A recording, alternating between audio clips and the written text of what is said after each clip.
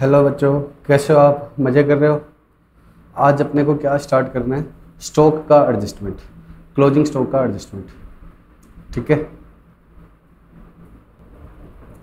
Sir, ये stock का adjustment का मतलब क्या हुआ? स्टॉक का एडजस्टमेंट का मतलब देखो, मैं पहले आपको एक सिंपल सा क्वेश्चन पूछता हूँ जिससे आपके माइंड में क्या होगी, क्यूरियोसिटी क्रिएट होगी। आपने ट्रायल बैलेंस में क्या देखा है आज तक?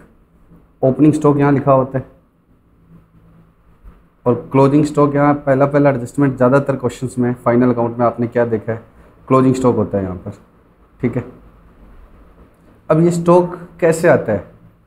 आप बताओ कि क्लोजिंग स्टॉक नीचे आता है, ओपनिंग स्टॉक ऊपर आता है, इसका रीज़न क्या है? और स्टॉक क्यों आता है ट्रायल बैलेंस में? मेरा सबसे पहला क्वेश्चन आपसे है। आप बताओ, जब आप परचेज करते हो तो आप एंट्री करते क्या हो? Purchases account debit. जब भी आप परचेज करते हो तो आप एंट्री क्या करते हो? Purchase account debit to cash. और सेल करते हो तब आप एंट्री क्या करते हो? Cash account debit to sales. तो ट्रायल बैलेंस में तो कोई भी चीज़ आएगी तो लेजर से आएगी, और लेजर में कोई भी चीज़ आएगी तो किससे आएगी? एंट्रीज से। तो एंट्रीज में तो कभी आपने ना स्टॉक डेबिट किया ना क्रेडिट किया। जब भी स्टॉक खरीदा या गुड्स खरीदे तो आपने डेबिट किसको किया? परचेज को। और जब भी आपने गुड्स बेचे तो आपने क्रेडिट किसको किया? सेल्स को। तो ट्रायल बैलेंस में स्टॉक, चाहे वो ओपनिंग हो या क्लोजिंग भी हो, कोई सा भी स्टॉक हो, ट्रायल बैलेंस में आया कैसे? मुझे ये बताओ, ट्रायल बैलेंस में स्टॉक आया कैसे? तो ये आपको ऐसे नहीं है कि सर ट्रायल बैलेंस में हम बताते हैं क्या होता है। आप मुझे ट्रीटमेंट बता दोगे, क्योंकि आप 11th में रटे हो। ठीक है, आप क्या बता दोगे कि ओपनिंग स्टॉक जो यहाँ लिखा होता है ना, उसको फाइनल अकाउंट बनाते समय क्या करना है, और क्लोजिंग स्टॉक जो यहाँ लिखा होता है वो क्या करना है? लो मैं बता देता हूँ। आप क्या जानते हो? जो ओपनिंग स्टॉक लिखा होता है वो ट्रेडिंग अकाउंट के क्या आएगा? डेबिट साइड में आएगा। और जो क्लोजिंग स्टॉक लिखा होता है वो ट्रेडिंग के किस साइड में आएगा? बाय साइड में। और इसके अलावा क्लोजिंग स्टॉक को कहाँ लिखते हैं? बैलेंस शीट में एसेट साइड में भी लिखते हैं। वो सब ठीक है आपकी बात। वो बैलेंस शीट में कहाँ पर लिखते हैं? एसेट साइड में लिखते हैं। क्लोजिंग स्टॉक को बैलेंस शीट में कहाँ लिखते हैं? एसेट साइड में। ये तो आपने ट्रीटमेंट है कि बता दिया कि ओपनिंग स्टॉक यहाँ आ जाता है, क्लोजिंग स्टॉक यहाँ भी आ जाता है और यहाँ भी आ जाता है। But my question is something different. मेरा क्वेश्चन ये है कि ये ओपनिंग स्टॉक यहाँ आता है, क्लोजिंग स्टॉक यहाँ फुटनोट में आता है। ये आता कैसे है? ये क्या रूल है कि ओपनिंग स्टॉक ऊपर होगा, क्लोजिंग स्टॉक क्या होगा? फुटनोट में होगा। और इसके अलावा क्या है? डाउट ये है कि जब हम स्टॉक खरीदते हैं और बेचते हैं तो हम तो क्या एंट्री करते हैं? परचेज और सेल्स को डेबिट या क्रेडिट करते हैं। हमने ज़िंदगी में कभी भी स्टॉक डेबिट या स्टॉक क्रेडिट नहीं किया। तो जब स्टॉक डेबिट क्रेडिट ही नहीं किया तो क्या होगा? स्टॉक ट्रायल बैलेंस में स्टॉक का अकाउंट आया तो आया कैसे?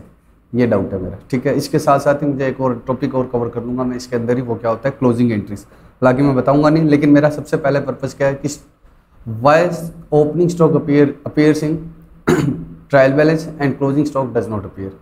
और ये आते ही क्यों हैं? जब हम डेबिट क्रेडिट करते ही नहीं है स्टॉक के अकाउंट को, तो ये कैसे आएगा? Trial balance is prepared through journal entries. मतलब trial balance is based on ledger and ledger is based on journal entry. तो ट्रायल बैलेंस भी अल्टीमेटली किस पर बेस्ड है? जनरल एंट्रीज पर ही तो बेस्ड है। तो ये क्यों नहीं आ रहा है? बताओ ना, ये क्यों स्टॉक इधर आ रहा है? तो मेरा क्वेश्चन ये है। ठीक है, और ये मुझे बताना क्यों जरूरी है, इसके ऊपर भी आपकी बुक में क्या है क्वेश्चन है, इस कॉन्सेप्ट के ऊपर भी आपके स्टडी मटेरियल में और एग्जाम में भी आया हुआ है एक बार। तो अब आप मुझे सबसे पहले ये बताओ, ये मुझे रटा हुआ नहीं चाहिए कि ओपनिंग स्टॉक को यहाँ लिख दो, क्लोजिंग स्टॉक को यहाँ लिख दो। वो तो बात की बात है, क्यों लिख दो पहले ये तो पता होना चाहिए। और क्यों से भी पहले ये आया कहाँ से? अब सबसे पहले आप मेरे बात को सुनोगे। मैं 4-5 एंट्रीज करके ट्रायल बैलेंस बनाऊंगा। सबसे पहले बिजनेस में क्या एंट्री होती है? Cash to capital. जब भी कोई पहला साल होता है तो उसमें कोई ओपनिंग बैलेंस नहीं होता है, बिजनेस स्टार्ट होता है। तो मैं 4 एंट्रीज लिख रहा हूँ। सबसे पहली एंट्री क्या हुई? Cash to capital. दूसरी एंट्री क्या हुई? परचेज की। दूसरी एंट्री क्या हुई? परचेज करने की। क्या एंट्री हुई? Purchases to creditors. उधार खरीदा है, CRS मतलब क्रेडिटर्स। कितने का? 10,000 का। और तीसरी एंट्री क्या हुई? सेल्स कर दी कैश में, कैश टू सेल्स 40,000। चौथी एंट्री क्या हुई? सैलरी की, सैलरी टू कैश 3,000। ठीक है, इन 4 ट्रांजेक्शन्स को मैंने साल भर में किया है। बहुत बार परचेज होती है, बहुत बार सेल होती है, सैलरी भी लगती है, रेंट भी लगता है, तरह तरह की चीज़ें लगती है। लेकिन एक बार मैंने आपको क्या बताया कि मैंने साल भर में क्या किए?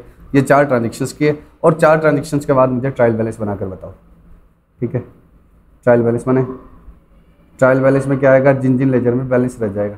कैश कितने की डेबिट हुई? 1 लाख की। फिर सेकंड एंट्री में तो कुछ कैश का हुआ ही नहीं, सेकंड एंट्री में तो कैश का कुछ हुआ ही नहीं। थर्ड एंट्री में कैश अगेन डेबिट हुए 40,000 और फोर्थ एंट्री में कैश क्रेडिट होगी 3,000। तो 1 लाख की कैश यहाँ आई बिजनेस में, 40 की यहाँ आई और 3 की यहाँ चली गई, तो कैश कितने की रह गई? 1,37,000। श्योर? हाँ सर श्योर। फिर कैश को कर लिया, अब मैं करता हूँ कैपिटल को।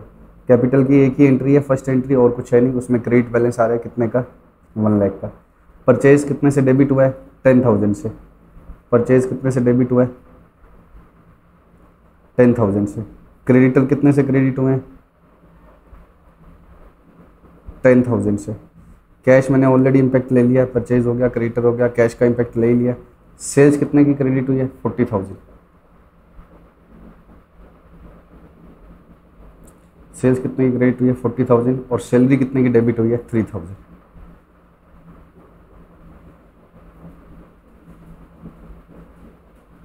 सैलरी कितने की डेबिट हुई है? 3,000। तो ये टोटल कितना आ गया? 150। ये मेरा ट्रायल बैलेंस क्या हो गया? टैली। तो एक बिजनेस में फ्लो पैटर्न ऑफ एंट्रीज क्या होता है? सबसे पहले ट्रांजैक्शन होते रहते हैं और वो क्या करते रहते हैं? एंट्रीज। ट्रांजैक्शन हुए, एंट्रीज कर ली, ठीक है। उसके बाद वो क्या करते हैं?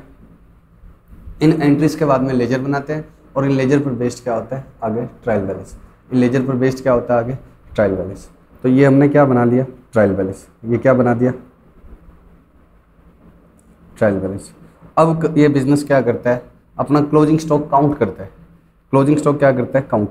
सर एक बात बताओ, 10,000 का माल खरीदा था, 40 में बेच दिया, मैं कह रहा हूँ मेरे मार्जिन ज़्यादा है, मैं 1 रुपये की चीज़ 5 रुपये में बेचूँ, 10 में बेचूँ, तुम्हें क्या? ये तो किस पर है? कॉस्ट प्राइस पर है।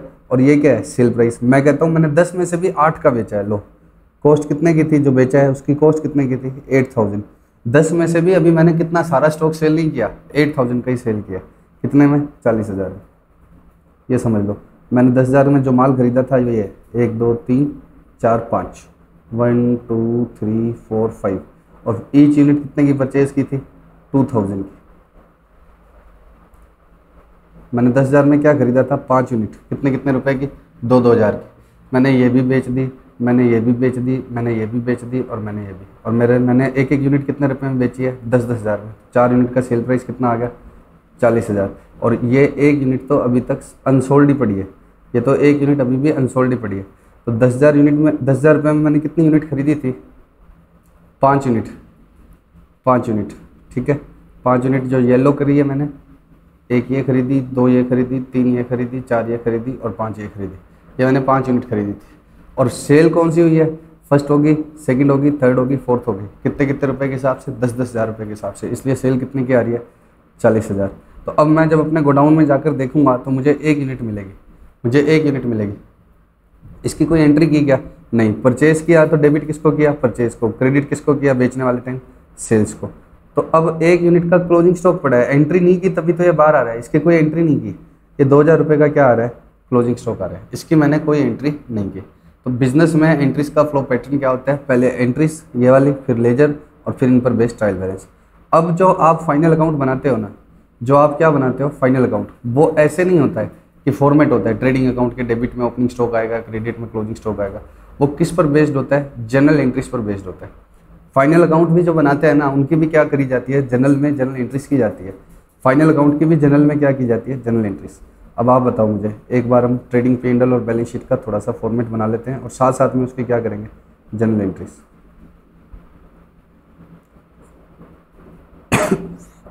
Sorry, trading account,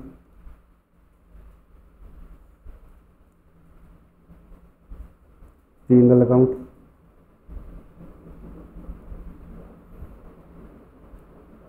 and balance sheet, ठीक है। अब सबसे पहले बताओ,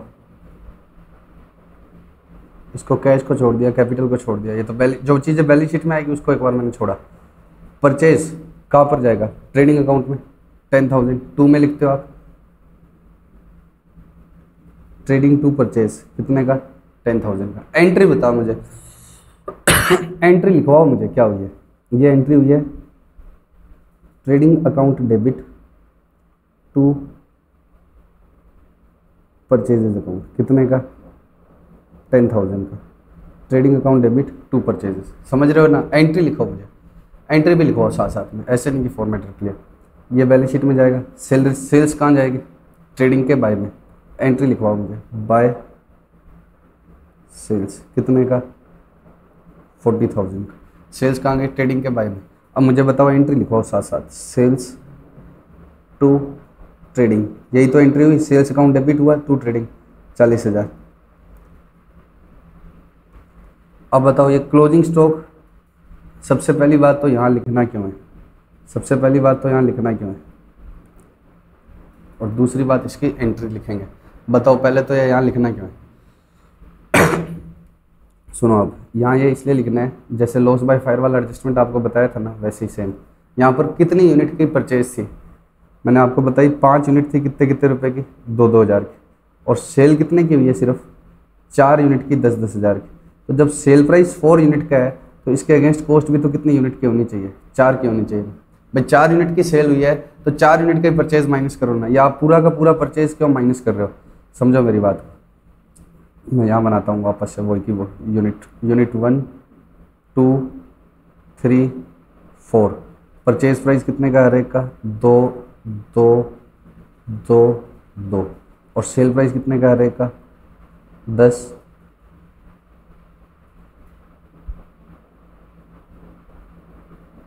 10 10 10। और फिफ्थ क्या है, 2,000 की परचेज है लेकिन अभी ये सेल हुई नहीं है, कॉस्ट सेल प्राइस। इसमें कितने का प्रॉफिट आया, 8। इसमें भी कितने का आया, 8। सभी में कितने कितने का प्रॉफिट है, 8 8 8 8। अब बताओ ये 2,000 की ट्रेडिंग ही नहीं हुई है अभी तक, ये तो बस खरीदी है और अपने पास पड़ी है। तो ये अपने खर्चा कितना चार्ज कर रहे हैं, ये 2 कर रहे हैं सही है, ये 2 कर रहे हैं सही है, ये 2 भी कर रहे हैं सही है, ये 2 भी कर रहे हैं, ये भी सही है। लेकिन ये वाला जो 2 है ना, लास्ट वाला 2, ये एक्सपेंस चार्ज नहीं होना चाहिए, क्योंकि इसकी सेल ही कब आने वाली है, नेक्स्ट ईयर। तो एक्सपेंस कितना आना चाहिए, 8,000। तो 4 यूनिट की कॉस्ट आनी चाहिए ना, क्योंकि सेल प्राइस भी तो कितनी यूनिट का है, 4। तो सेल प्राइस तो मेरा 4 यूनिट का ही है 40,000, लेकिन एक्सपेंस 8 की बजाय कितना आ रहा है, 10।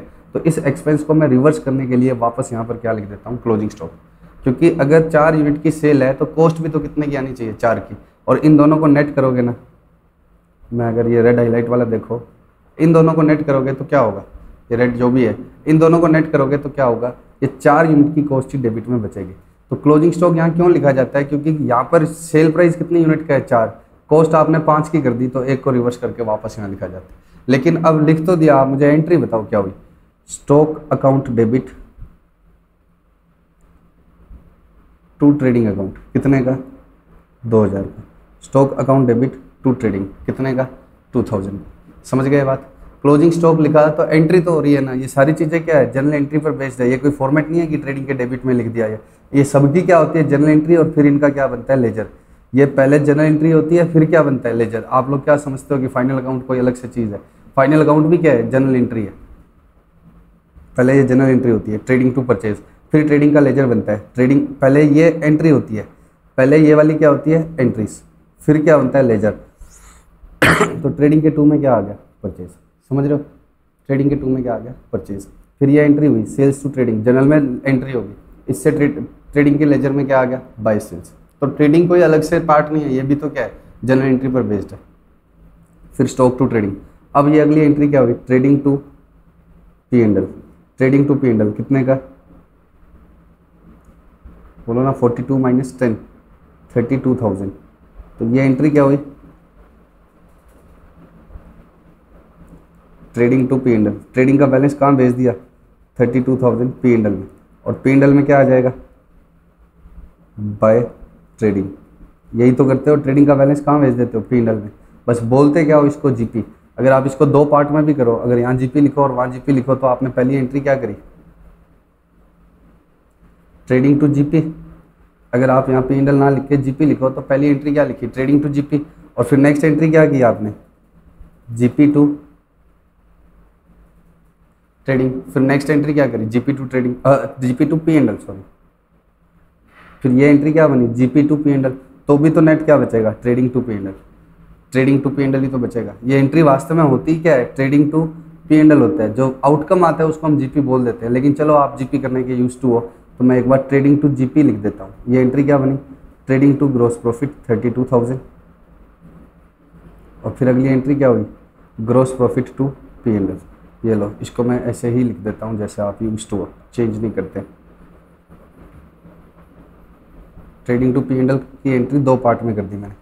Trading to GP 32,000, then GP to P&L कितने का, देन GP टू P&L 32,000। साथ साथ में एंट्रीज कराते रहो। अब बताओ सैलरी का क्या करते हो, P&L में ट्रांसफ़र करते हो, तो एंट्री क्या बनती है, P&L टू सैलरी। कितने की थी सैलरी, 3,000 की, तो एंट्री क्या बन गई, P&L टू सैलरी। तो नेक्स्ट एंट्री क्या बन गई, एंट्री साथ साथ में लिखो बच्चों, P&L टू सैलरी कितने की, 3,000 की। और फिर ये P&L का बैलेंस कहाँ भेज देते हो, कैपिटल में। P&L किस में जोड़ते हो, कैपिटल में जोड़ते हो ना, तो P&L टू कैपिटल, तो 32 में से 3 गया तो कितना रह गया, 29,000। और ये एंट्री क्या बन गई, इसको हटा दूँ एक बार,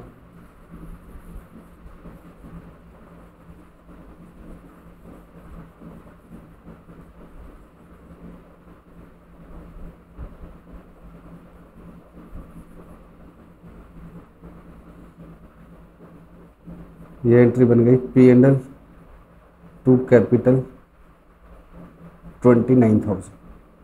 सर ये क्या कर रहे हो आप, पता नहीं, हमें तो आराम से आता है, इतना सिंपल सा लगता है, परचेज यहाँ लिखना है, सेल्स यहाँ लिखना है, हमें याद है ये फॉर्मेट्स। नहीं, मुझे आपको ये बताना है कि स्टॉक जब डेबिट क्रेडिट हुआ ही नहीं तो स्टॉक ट्रायल बैलेंस में आता कैसे है, ओपनिंग स्टॉक। ठीक है, और आप बिल्कुल वास्तव में जो होता है वो समझो ना, चाहे आपने फॉर्मेट याद कर लिया है, ये एंट्रीज पूछी हुई है एग्जाम में, ये एंट्रीज क्या है एग्जाम्स में पूछी हुई है। तो ये कोई आप ऐसे मत रटो कि ट्रेडिंग अकाउंट कोई फॉर्मेट है, ये सब क्या होता है, जनरल एंट्रीज पर बेस्ड ही होता है। ये सब किस पर बेस्ड होता है, जनरल एंट्रीज पर बेस्ड। अब मुझे ये बताओ, पहले आपने जो ट्रायल बैलेंस बनाया था वो कितनी एंट्रीज पर बेस्ड था, फर्स्ट, सेकंड, थर्ड, फोर्थ। इन 4 एंट्रीज के बाद आपने कुछ एंट्रीज और कर दी अपने जर्नल में। कौन सी एंट्रीज कर दी, ये वाली एंट्रीज और कर दी। तो इन एंट्रीज को करने के बाद अगेन क्या बनवाओ मुझे, ट्रायल बैलेंस। अगेन मुझे क्या बनवाओ, ट्रायल बैलेंस।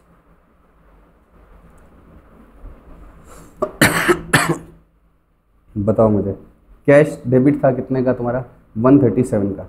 कैश डेबिट था 1,37,000 का। आपने इन एंट्रीज में कैश को तो छेड़ा ही नहीं, इन किसी भी एंट्रीज में आपने कैश को कम या ज़्यादा नहीं किया, तो कैश आपका दोबारा से कितना ही रहेगा, 137 ही रहेगा। ठीक है, सिमिलरली एक बार कैपिटल को मैं छोड़ रहा हूँ। ठीक है, कैश लिख दिया मैंने, कैपिटल को छोड़ रहा हूँ। परचेज था आपका 10,000 का डेबिट, और इस एंट्री में आपने परचेज को क्या कर दिया, क्रेडिट कर दिया। इस एंट्री में आपने परचेज को क्या कर दिया, क्रेडिट। तो 10,000 का डेबिट बैलेंस था, जो 10,000 का क्या हो गया, क्रेडिट होके परचेज का बैलेंस क्या हो गया, नील हो गया। परचेजेज आपका क्या हो गया, खत्म। परचेज के बाद क्रेडिटर्स आपका 10,000 का क्रेडिट था, और आपने इन एंट्रीज में छेड़ा भी नहीं क्रेडिटर्स को, तो क्रेडिटर्स कितने का आ गया, 10 का 10 एज इट इज आ गया। उसके बाद में सेल्स आपकी 40,000 की क्रेडिट आ रही थी पहले से, जो आपने इस वाली एंट्री में 40,000 वापस क्या कर दी, डेबिट। तो सेल्स का बैलेंस क्या हो गया, नील। 40,000 का क्रेडिट था और 40,000 डेबिट होके सेल्स कितने की होगी, नील की। सैलरी आपकी 3,000 की क्या थी, डेबिट। सैलरी आपकी कितने की डेबिट थी, 3,000 की, और इस एंट्री में आपने सैलरी को 3,000 वापस क्या कर दिया, क्रेडिट। तो सैलरी भी तुम्हारी क्या होगी, 0।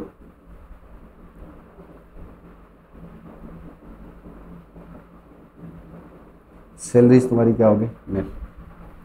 अब इसके अलावा इन एंट्रीज के बाद, इन एंट्रीज जो इसमें ऑलरेडी आइटम थी उसमें मैंने कैपिटल को छोड़ के सबका देख लिया। कैश तुमने चेंज नहीं की, कैश तुमने कोई चेंज नहीं की, तो मैंने रिवाइज ट्रायल बैलेंस में उतनी लिख दी। कैपिटल मैं आपसे अलग डिस्कस करने वाला हूँ। परचेज तुमने क्रेडिट कर दिया, खत्म हो गया। क्रेडिटर्स आपने चेंज नहीं की, तो मैंने उतने का उतना लिख दिया। सेल्स आपने डेबिट कर दिया, जो पहले से क्रेडिट था ये खत्म हो गया। सैलरी डेबिट थी, क्रेडिट हो गया, खत्म हो गया। लेकिन कुछ नई आइटम्स भी आई थी इन एंट्रीज में। क्या आई थी, कुछ नई आइटम। एक मिनट,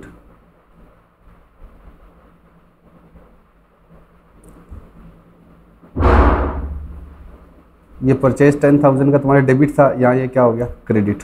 ठीक है, मैं पहले से टिक कर देता हूँ, जो पहले इस ट्रायल बैलेंस पर बेस्ड है। सेल्स थी वो आपकी तुम्हारी क्या होगी, डेबिट। इसके अलावा सैलरी ऊपर थी जो तुम्हारी क्रेडिट होगी। अब जो नई आइटम्स आई वो भी तो देखो। ट्रेडिंग डेबिट हुआ कितने से, 10 से। इन एंट्रीज में ट्रेडिंग डेबिट हुआ 10 से, कहीं ट्रेडिंग अकाउंट में तो बैलेंस नहीं रह गया, वो चेक करता हूँ। 10 से डेबिट, फिर 40 से क्रेडिट। 10 से डेबिट, 40 से क्रेडिट, तो 30 क्या रह गया, क्रेडिट। फिर 2 और क्रेडिट हो गया, तो कितना हो गया, 32 क्रेडिट। फिर 32 वापस क्या हो गया, डेबिट।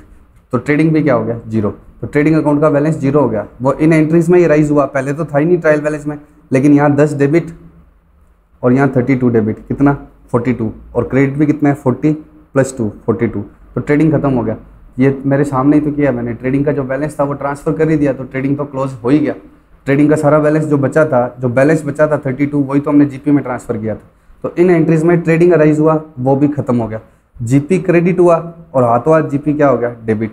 तो जीपी भी क्या हो गया, खत्म। मुझे तो ये देखने किन किन में बैलेंस रह गए, trading debit, credit, credit debit, ये मिला मिलू के 42 से डेबिट हुआ, 42 से क्रेडिट, तो ट्रेडिंग खत्म हो गया। परचेज क्यों खत्म हो गया, क्योंकि परचेज ऑलरेडी डेबिट चल रहा था, कितने से 10 से, और इस एंट्री के बाद क्या हो गया, क्रेडिट। तो परचेज तो पहले से 10 से डेबिट चल रहा था और इस एंट्री के बाद क्रेडिट होकर खत्म हो गया। ट्रेडिंग इन एंट्रीज में राइज हुआ और इन एंट्रीज में ही खत्म हो गया। सेल्स का क्या हुआ, सेल्स ऑलरेडी क्या चल रही थी,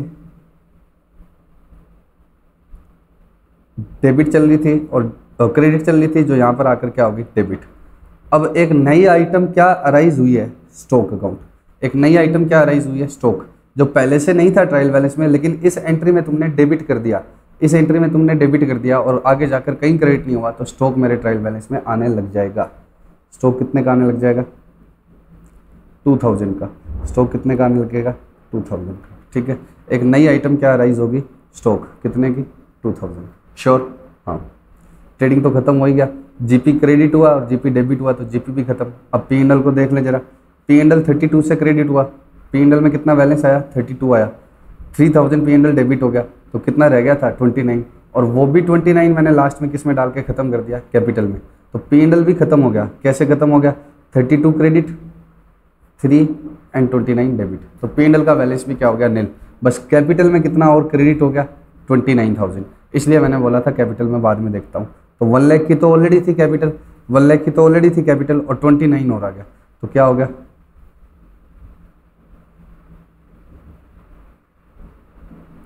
129। और ये ट्रायल बैलेंस अब भी टैली है, क्योंकि ये तो जनरल एंट्री पर बेस्ड है, तो ये तो टैली होगा ही होगा। 139, 139। अब ट्रायल बैलेंस में क्या बैलेंस रह गए, जितने भी नॉमिनल थे ना, नॉमिनल मतलब इनकम और एक्सपेंस से रिलेटेड अकाउंट, वो सब खत्म हो गए। क्यों खत्म हो गए, क्योंकि ये परचेज था या आपने ट्रेडिंग में डाल दिया, सेल्स था या आपने ट्रेडिंग में डाल दिया, सैलरी थी पी&एल में डाल दी, तो सब खत्म हो के क्या बन गए, जीरो हो गए। और उनका बैलेंस पी&एल में बड़ा था, लास्ट में सारा प्रॉफिट जो पी&एल वाला था वो भी खत्म करके किस में डाल दिया, कैपिटल में। तो सारा कैपिटल में पी&एल में ये बैलेंस यहाँ जुड़ गया, ठीक है। और इन एंट्रीज को करने के बाद पहली बार ट्रायल बैलेंस में क्या आता है, स्टॉक। ये ट्रायल बैलेंस बनता है कब, जब एक एंटिटी क्या बना लेती है, after preparation of final account. Final account मतलब ट्रेडिंग पी&एल। और आप प्लीज़ इस बात को समझो, ट्रेडिंग पी&एल कोई फॉर्मेट नहीं होते हैं। ट्रेडिंग और पी&एल भी किस पर बेस्ड होते हैं, जनरल एंट्रीज पर। ट्रेडिंग और पी&एल भी किस पर बेस्ड होते हैं, जनरल एंट्रीज पर। ये जनरल एंट्रीज तो हुई, फिर क्या बनता है, ट्रेडिंग और पी&एल। आपको 11th में ऐसे रटवा दिया जाता है कि क्या होता है, कि ट्रेडिंग और पी&एल बस लेजर ट्रायल बैलेंस के बाद क्या बनता है, सीधा फाइनल अकाउंट, और वो क्या बनता है, ट्रेडिंग और पी&एल। ट्रेडिंग और पी&एल नहीं बनते हैं दोस्त, ट्रेडिंग और पी&एल से पहले क्या बनती है, ट्रेडिंग और पी&एल की भी जनरल एंट्रीज बनती है, और फिर उनके अकाउंट बनते हैं। और उनके अकाउंट बनते हैं तो ट्रेडिंग क्लोज हो जाता है, फिर पी&एल कैसे क्लोज हो जाता है, कैपिटल में ट्रांसफर करके, और फिर दोबारा से ट्रायल बैलेंस बनता है। और this trial balance is opening trial balance of next year.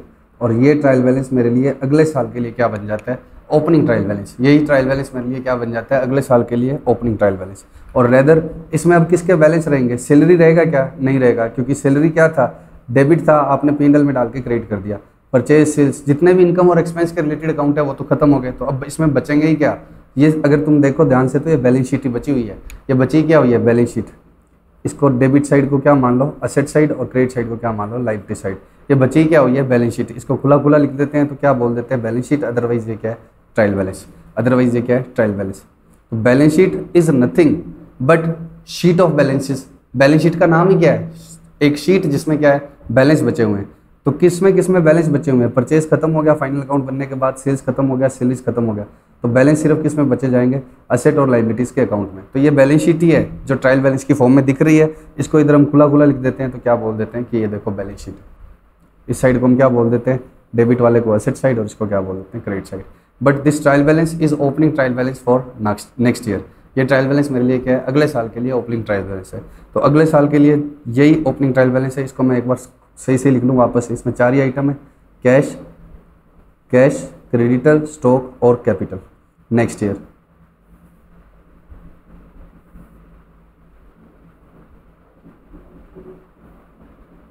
अब ये मेरा नेक्स्ट ईयर स्टार्ट हो गया। इसमें क्या है, कैश, क्रेडिटर्स, स्टॉक, कैपिटल। कितना कितना है, 137 टू 10 20 में 137 10 टू 129। अब इस साल के शुरू में मेरे पास ये बैलेंस तो ऑलरेडी थे, अब आप इस साल मान लो फिर से परचेज करते हो तो क्या एंट्री करोगे, purchases account debit to cash. मान लो आपने 50,000 की परचेज करी और 60,000 की सेल करी और कुछ नहीं किया बस इस बार, ठीक है। कैश टू सेल्स कितने का, 60,000 का। अब इन दो एंट्रीज को लेने के बाद फिर से ट्रायल बैलेंस बनाओ। तो इस बार आपका ट्रायल बैलेंस क्या इन दो एंट्रीज पर बेस्ड होगा या ओपनिंग ट्रायल बैलेंस प्लस इन दो एंट्रीज पर। पिछली बार देखो मैंने सबसे पहले क्या किए थे, ये 4 ट्रांजेक्शन किए थे, 1 2 3 4, फिर ट्रायल बैलेंस इन 4 के बेसिस पर ही बनाया था। तो पिछली बार तो काम शुरू किया था मैंने, कैपिटल लगाकर क्या किया था, काम शुरू ही किया था। पिछली बार तो मैंने यही किया था ना, काम शुरू ही किया था कैपिटल लगा के, तब ट्रायल बैलेंस। अब यहाँ काम शुरू ऑलरेडी है तो पहले से ही कैश कितने की अपने पास, 137। तो 137 में कितनी कैश और जुड़ गई, 50 गई और 60 आ गई, तो कितनी और एक्स्ट्रा हो गई, 10,000। तो कैश कितने का हो गया, 137 प्लस 10 147, ठीक है, कैश आ गया। क्रेडिटर्स तुमने इस बार कोई भी छेड़ा ही नहीं, तो क्रेडिटर्स कितना पड़ा हुआ है, एज इट इज़। ऐसा नहीं होता, इतना टाइम वो देता नहीं है, हमें पेमेंट करनी पड़ती है, लेकिन हमने मान लिया अभी पेमेंट बाकी है। स्टॉक ओपनिंग 2000, और भी तो खरीदा है, और खरीदा है तो नाम क्या डेबिट किया है तुमने, परचेज। और खरीदा है तो नाम तुमने क्या डेबिट किया है, परचेज। तो ये स्टॉक साल भर ऐसे ही पड़ा रहता है। जो पिछले साल आया था ना, जो पिछले साल अराइज हुआ था 2000, वो एज इट इज़ पड़ा हुआ है। और परचेज कितने का है, 50,000। सेल्स कितने की है, ये परचेज अलग नाम से आता है, सेल्स अलग नाम से आता है, कितने का, 60,000। परचेज 50 का आ गया और सेल्स कितने की आ गई, 60 की। मैं तो क्या कर रहा हूँ, कैश में कैश का इम्पैक्ट ले लिए, क्रेडिटर्स छेड़ा ही नहीं, स्टॉक एज इट इज़ पड़ा है, कैपिटल भी एज इट इज़ पड़ी है। तो सिर्फ चेंज क्या हुआ, कैश। कैपिटल कितने की है, 129। तो ये अगले साल के एंड में बन जाता है ट्रायल बैलेंस। ये अब ये अगले साल के क्या बन गया, एंड में, ईयर एंड पे। और ये कब था, ईयर बिगिनिंग पर था। तो ईयर बिगिनिंग पर मेरे पास क्या आ रहा था, स्टॉक। ये ओपनिंग स्टॉक बन गया और ये एंड तक एज इट इज़ ही पड़ा रहा, क्योंकि और खरीदा तो मैंने किस नाम से डेबिट किया, परचेज। बेचा तो किस नाम से क्रेडिट किया, सेल्स। तो सर ये ओपनिंग में कैसे आया था, ओपनिंग में समझाया तो है, ये ओपनिंग में कैसे आया था। देखो पिछली बार क्या था,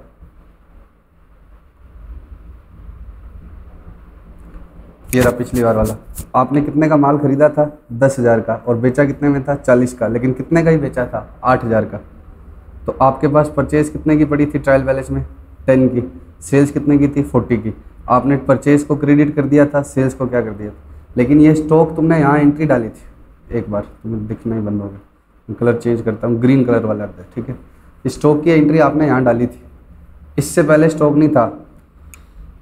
इससे पहले परचेज किया था तो एंट्री क्या हुई थी, परचेज टू क्रेडिटर्स। सेल्स की थी तो कैश टू सेल्स, और इस वजह से तुम्हारे ट्रायल बैलेंस में परचेज और सेल्स ही आ रहे थे। फिर तुम्हारे पास 2,000 का क्लोजिंग स्टॉक बचा था, तो तुमने क्या बोला कि यहाँ 10,000 की चार्ज हो गई, जबकि ये स्टॉक बेचा अभी तक कितने का है, 4 यूनिट्स का ही सेल किया था। याद करो, ये ऐसे ही तो था, 5 यूनिट्स इंटू 2000, और ये कितनी थी, 4 यूनिट्स इंटू 10,000। तो 5 का यहाँ चार्ज हो रहा था, इसको रिवर्स करने के लिए आपने यहाँ स्टॉक लिखा, और जैसे ये स्टॉक लिखा तो आपकी एंट्री क्या बन गई, स्टॉक टू ट्रेडिंग। तो स्टॉक तुम्हारे पास क्या हो गया था, डेबिट। यहाँ पर जब आपने स्टॉक लिखा था ना, ये वाला, इसके लिए आपकी एंट्री क्या हुई थी, स्टॉक टू ट्रेडिंग, ये वाला स्टॉक। तो जैसे ये स्टॉक डेबिट हुआ था तब आपका इस डेबिट की वजह से ये ट्रायल बैलेंस में आने लग गया, ये ट्रायल बैलेंस में आने लग गया। पिछले बार के एंड में हमने ये करके ख़त्म किया, तो इस बार के लिए ओपनिंग बन गया ये, वो का वो, यही ट्रायल बैलेंस तो नोट किया मैंने नेक्स्ट ईयर। इस बार के लिए ये ओपनिंग बन गया। और फिर जब दोबारा खरीदा तो तुमने क्या डेबिट करना स्टार्ट कर दिया, परचेज, और क्रेडिट करना क्या स्टार्ट कर दिया, सेल। तो इस वजह से ये स्टॉक यहाँ पर जो पड़ा हुआ है वो ट्रेडिंग में पड़ा रहा। क्यों पड़ा रहा? क्योंकि पिछले साल आपने इसको डेबिट करके इस बुक में लाए थे और इस बार आपने पूरे साल में छेड़ा ही नहीं, नया खरीदा तो परचेज और सेल में लिखा इनमें, तो ये आपका as it is opening stock यहाँ पड़ा रहा, इसलिए ये ट्रायल बैलेंस में आता है। और फिर आप वापस से ट्रेडिंग बनाते हो, मान लो अब आप वापस से क्या बनाते हो, ट्रेडिंग अकाउंट। तो आप क्या एंट्री करोगे? सबसे पहली एंट्री क्या करोगे? ट्रेडिंग टू ओपनिंग स्टॉक, यही करते हो ना, ट्रेडिंग टू स्टॉक कितने का, 2000 का। तो आप एंट्री करते हो ट्रेडिंग टू स्टॉक कितने का, 2000 का। तो ये वाला स्टॉक तो खत्म हो गया। फिर आप क्या लिखते हो? Trading to purchase 50,000। तो एंट्री क्या होती है? Trading to purchase 50,000। तो परचेज भी जो डेबिट बैलेंस था वो वापस ख़त्म हो जाएगा। और सेल्स यहाँ लिखते हो तो वो एंट्री क्या हुई? Sales to trading 60,000। अब आपके फिर वही मैचिंग की प्रॉब्लम आएगी। क्या प्रॉब्लम आएगी? सुनो,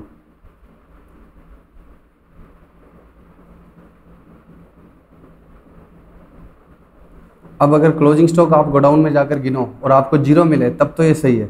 क्यों सही है? आप क्या बोलोगे कि 2000 का माल पहले से था, 2000 का तो पिछली बार वाला ही बचा हुआ था, 50 का और खरीदा, तो 52 का कितने में बेच दिया? 52 का कितने में बेच दिया? 60,000 में। 52 का कितने में बेच दिया? 60 में। तो आप कहोगे 8000 कमा लिया, 8000 क्या जीपी। लेकिन मैं कह रहा हूँ कि आपके गोडाउन में फिर से पड़ा हुआ है। इस बार के एंड में फिर गिना तो आपको 500 रुपये का क्या मिल गया? क्लोजिंग स्टॉक मिल गया। ये फिर से आपने गिना तो क्लोजिंग स्टॉक, अब देखो ये स्टॉक तो कैसे आया था? पिछली बार की एंट्री से। अब इस बार जो आपने गिना है उसकी अभी तक तो कोई एंट्री हुई नहीं है ना, अभी तक तो कोई एंट्री हुई नहीं है। तो आपने क्लोजिंग स्टॉक फिर से गिना और वो कितने का मिला? 500 का। क्लोजिंग स्टॉक फिर से गिना और वो कितने का मिला? 500 का। तो अभी जो आप कह रहे थे ना 2000 का पहले से था, 50 का और था खरीदा, तो 52,000 का कितने में सेल कर दिया? 60 में। अब मैं कह रहा हूँ कि 52 में से 500 तो आपके पास बचा ही हुआ है। 52 में से कितना अभी आपके पास बचा हुआ है? 52,000 में से 500। 52 पूरा थोड़ी सेल कर दिया, 500 का तो आपके गोडाउन में ही पड़ा हुआ है। तो इसका मतलब आपने कितने का सेल किया है? 51,500 का। तो यहाँ कितना चार्ज करना चाहिए? 51,500। तो अब ये 52 तो लिखा जा चुका, इसलिए यहाँ क्या लिख देते हो आप? वापस से 500, ताकि इसमें से ये क्या हो जाए? वापस लेस हो जाए। तो डेबिट में क्या रह जाए? 51,500। लेकिन जैसे ही आप यहाँ लिखते हो तो एक एंट्री क्या बन जाती है? Closing stock debit to trading, closing stock debit to trading. और जैसे ही आपने ये लिखा तो अब आप जब इन एंट्रीज को करने के, ये आपका ट्रायल बैलेंस है, इस ट्रायल बैलेंस में ये वाली एंट्रीज करोगे तो क्या होगा? ये वाला स्टॉक तो क्या हो जाएगा? खत्म। ये वाला स्टॉक तो क्या हो गया? खत्म, क्योंकि ये डेबिट था और ये आपने क्रेडिट करके ख़त्म कर दिया। लेकिन ये वाला स्टॉक वापस से आने लग जाएगा। तो वापस से जब दोबारा ट्रायल बैलेंस बनाओगे तो उसमें कौन सा स्टॉक आने लग जाएगा? ये वाला 500। ये वाला 500 का स्टॉक आपका वापस आने लग जाएगा। और ये अगली बार के लिए क्या बन जाएगा? ओपनिंग। अगली बार के लिए ओपनिंग ट्रायल बैलेंस। तो उनको लगेगा कि ओपनिंग स्टॉक आ रहा है ट्रायल बैलेंस में। ओपनिंग स्टॉक क्यों आता है? क्योंकि आप ईयर एंड पे यहाँ पर लिखते हो क्लोजिंग स्टॉक टू ट्रेडिंग, ये वाली एंट्री करते हो क्लोजिंग स्टॉक टू ट्रेडिंग। जो ट्रायल बैलेंस में होता ही नहीं है स्टॉक, उसकी आप एंट्री करते हो क्या? Closing stock to trading. तो इधर क्या आता है? ये स्टॉक आने लग जाता है, ये स्टॉक आने लग जाता है। अब ये अगली बार के लिए ओपनिंग बन जाता है और अगली बार इसको आप चार्ज कर देते हो। अगली बार चार्ज कर देते हो कि ये इस बार तो बिक ही गया होगा, तो ये खर्चों में डाल देते हो। तो जैसे ये चार्ज करते हो तो ये खत्म हो जाता है। तो सबसे पहले स्टॉक कैसे आएगा? अब सारा फ्लो पैटर्न देखो। जब भी कोई बिजनेस स्टार्ट होता है, यहाँ से था, जब भी कोई बिजनेस क्या होता है? स्टार्ट। जब भी कोई बिजनेस क्या होता है? स्टार्ट होता है, तो उसमें कोई ओपनिंग स्टॉक थोड़ी होता है। वो तो सबसे पहली एंट्री क्या करता है? 1 मिनट रुको बच्चों, मैं वीडियो पोस्ट करके इसके ना फालतू का जो लिखा हुआ है ना उसको करता हूँ। 1 मिनट बच्चों, मैं एक बार फिर से वापस से बात स्टार्ट कर रहा हूँ। देखो, जब भी किसी भी बिजनेस में कभी भी स्टार्टिंग में ओपनिंग स्टॉक तो होने सारा, तो कोई भी बिजनेस स्टार्ट करता है तो सबसे पहली एंट्री तो कैश टू कैपिटल होती है, 1 लाख। फिर जब वो स्टॉक खरीदता है तो वो स्टॉक डेबिट नहीं करता है, वो क्या करता है? परचेज टू क्रेडिटर्स, बेचने पर कैश टू सेल्स, और फिर क्या करता है? Salary to cash. यही किया था हमने। एक बार वापस से मैं सारा रिवाइज कर रहा हूँ ताकि तुम्हारे माइंड में बैठे, क्योंकि मुझे ऐसा लगता है कि ये चीज़ तुमने इस तरह से कभी सोचा नहीं होता है, इसलिए 2 बार रिवाइज करना जरूरी है, थोड़ा सा टाइम कंज्यूमिंग है लेकिन प्लीज़ सुनो बात को। तो इतना करने के बाद क्या हुआ, सबसे पहले मैंने बिजनेस स्टार्ट किया, को जो भी ट्रांजेक्शन होते गए मैं उनकी क्या करता रहा, एंट्री करता रहा, ये करी ये करी ये करी ये करी, तो जो भी ट्रांजेक्शन होते गए मैं उनकी क्या करता रहा, एंट्री करता रहा। अब इन एंट्रीज को करने के बाद मैं ट्रायल बैलेंस बनाता हूँ। उस समय तक मेरे पास क्या नहीं बनते हैं, फाइनल अकाउंट नहीं बनते हैं, तो मैं इन्हीं एंट्रीज से क्या बनाता हूँ, ट्रायल बैलेंस। उस समय तक मेरे पास क्या नहीं बने होते हैं, फाइनल अकाउंट्स नहीं बने होते हैं। तो बताओ इन एंट्रीज को जब मैं करता हूँ और ट्रायल बैलेंस बनाता हूँ तो कैश 1 लाख का आया, 40,000 का यहाँ आया और 3,000 का यहाँ गया, तो कैश का बैलेंस कितना हो गया, 137। ऐसे ही मैंने कैपिटल का बैलेंस लिख दिया, ये वाला परचेज लिख दिया, क्रेडिटर लिख दिया, cash capital purchase creditors, sales लिख दिया, सैलरी लिख दिया, तो मैंने ट्रायल बैलेंस बनाया। अब इसके बाद आप जब अपना प्रॉफिट निकालना चाहते हैं, निकालना बैठते हैं और आप अपना ट्रेडिंग और वगैरह बनाते हैं, तो वो trading P&L is not any format, they are based on general entries only. आप एक एंट्री करते हैं, क्या एंट्री करते हैं, ट्रेडिंग टू परचेज। इस परचेज को कहाँ डालते हैं, ट्रेडिंग अकाउंट में। तो आप एंट्रीज करते हैं यहाँ पर ट्रेडिंग टू परचेजेस। तो जब ये आप एंट्री करते हैं तो इससे क्या होता है, परचेज अकाउंट्स गेट्स क्लोज्ड। क्यों, क्योंकि उसमें डेबिट बैलेंस था 10,000 का और आपने उसको क्या कर दिया, क्रेडिट कर दिया, तो परचेज क्लोज हो गया। और किस में बैलेंस आ गया, ट्रेडिंग में। ट्रेडिंग अकाउंट में क्या आने लग गया, बैलेंस। ट्रेडिंग में आपने क्या लिखा, टू परचेज। तो ये एंट्रीज होती है, ये ऐसे नहीं है कि फॉर्मेट है ट्रेडिंग अकाउंट का। आपको पहले ये एंट्री करते हो, फिर लेजर बनता है, तो लेजर किसका बनता है, ट्रेडिंग अकाउंट का। तो ट्रेडिंग में क्या आ गया, टू परचेज। तो जो पहले से परचेज डेबिट चल रहा था वो क्रेडिट होकर खत्म हो गया। ऐसे ही सेल्स टू ट्रेडिंग करते हो आप, तो इससे क्या होता है, सेल्स जो डेबिट था, क्रेडिट था, वो डेबिट होकर क्या हो गया, खत्म। अब आपके माइंड में एक सोच आती है, क्या थिंकिंग आती है आपके माइंड में कि ये 10,000 कितनी यूनिट का था, 5 यूनिट्स परचेज की थी मैंने, कितने की, कितनी यूनिट का था, 5 यूनिट थी क्या, 2,000 की, और मैंने बेची कितनी थी, सिर्फ 4 ही यूनिट, कितने रुपए की, 10,000 की। तो 2,000 में परचेज की और 10 में बेची, बट परचेज 5 यूनिट करी है भले ही, लेकिन बेची तो कितनी है, 4। तो ये 4 का सेलिंग प्राइस है, तो कॉस्ट भी तो कितने की होनी चाहिए, 4 की। लेकिन आपने कॉस्ट लिख कितने की रखी है, 5 की। तो एक की कॉस्ट रिवर्स करनी थी, एक की कॉस्ट क्या करनी थी, रिवर्स। तो आपने इधर क्या लिखा, बाय क्लोजिंग स्टॉक। और जैसे ही ये क्लोजिंग स्टॉक लिखते हो तो आप एंट्री क्या करते हो, स्टॉक टू ट्रेडिंग। तो जैसे ही आप स्टॉक टू ट्रेडिंग करते हो तो पहली बार स्टॉक आपके अकाउंट्स में क्या होने जाता है, डेबिट। स्टॉक आपके अकाउंट में पहली बार डेबिट होता है। स्टॉक यहाँ पर 2,000 का क्या होने लग जाता है, डेबिट। और ये करना क्यों जरूरी है, क्योंकि यहाँ यूनिट कितनी चार्ज होगी, 5, और सेल्स कितने की है, केवल 4 की। तो 4 यूनिट के सेल प्राइस में 4 की कॉस्ट लेस होनी चाहिए, तो 5 की कॉस्ट डेबिट करके 1 की वापस क्रेडिट कर दी, जिससे 4 की कॉस्ट डेबिट रह जाए। और जैसे ही यहाँ क्लोजिंग स्टॉक लिखते हो वैसे ही स्टॉक आपके अकाउंट्स में आने लग जाता है और ये क्या हो जाता है, डेबिट। अब ये डेबिट हो गया, फिर ट्रेडिंग के अकाउंट में जो बैलेंस आया वो आपने खत्म करके कहाँ भेज दिया, जीपी में। तो ट्रेडिंग भी क्लोज हो गया। अब जीपी खुल गया तो जीपी वापस क्या हो गया, अगली एंट्री में जीपी वापस डेबिट हो गया। ये एंट्री क्या हुई, ट्रेडिंग टू जीपी। ट्रेडिंग को क्लोज करने की एंट्री क्या हुई, ट्रेडिंग टू जीपी। अब जीपी खुल गया तो जीपी वापस डेबिट होकर P&L में चला गया। तो अब सारा बैलेंस किस में आने लग गया, P&L में। कितना, 32,000।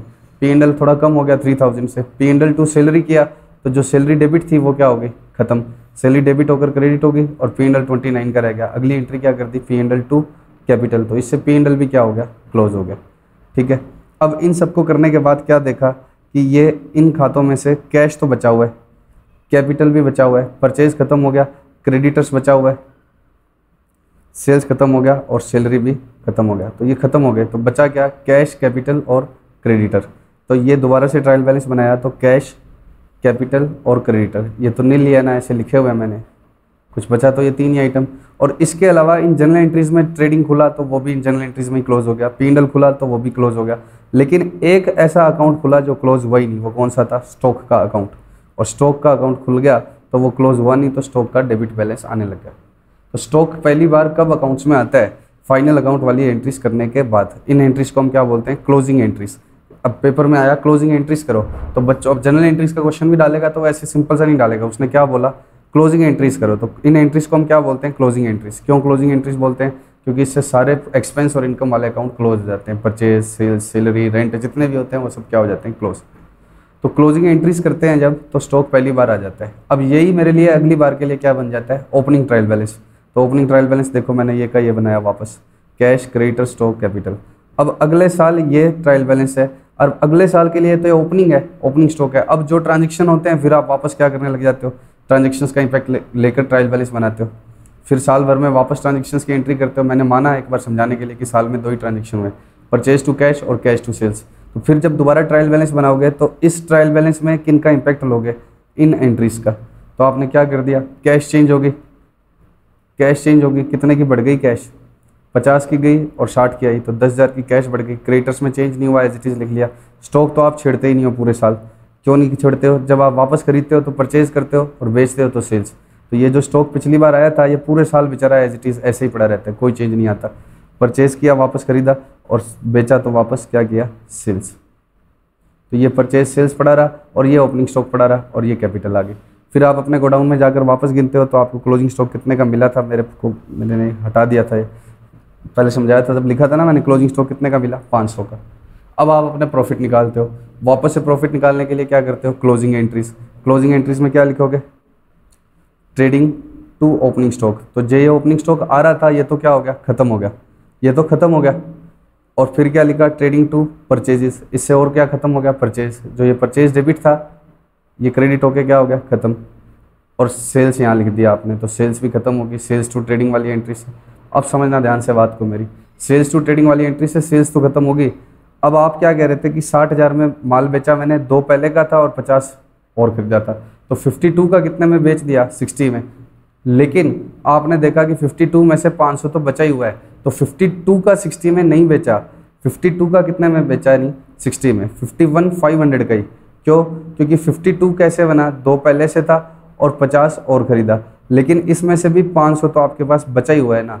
तो 52 का स्टॉक 60 में सेल नहीं किया, 51,500 का आपने किया है, 51,500 का। तो 500 माइनस करना है, तो ये तो क्लोज हो गया, लेकिन माइनस करने के लिए इधर फिर से क्या लिखा आपने, क्लोजिंग स्टॉक।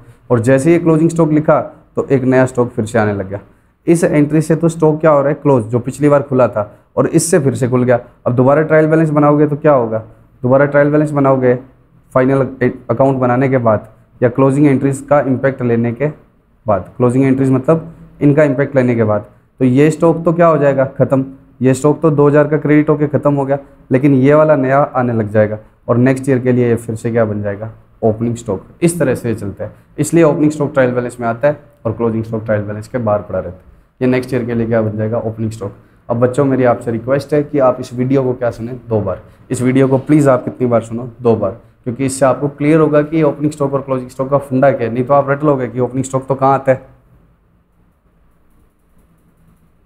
ट्रायल बैलेंस के अंदर आता है। अब एंट्रीज क्या होती है ये आपको पता लग गया कि ये क्यों आता है। ये पहले साल के एंड में क्लोजिंग एंट्रीज जब करते हैं तो हम ये पहले साल के एंड में कौन सी वाली एंट्री करने की वजह से आता है, ये वाली स्टॉक टू ट्रेडिंग, ये वाली एंट्रीज करने के बाद, ठीक है। और ये दूसरे वाला फुटनोट में क्यों आता है, क्योंकि उसकी कोई एंट्री होती ही नहीं है। इसकी एंट्री इस बार होगी, ये खत्म हो जाएगा ट्रेडिंग में जाकर और ये नया अराइज हो जाएगा जो अगली बार के लिए क्या बन जाएगा, ओपनिंग स्टॉक। ये बात प्लीज़ आपको क्या होनी चाहिए, क्लियर।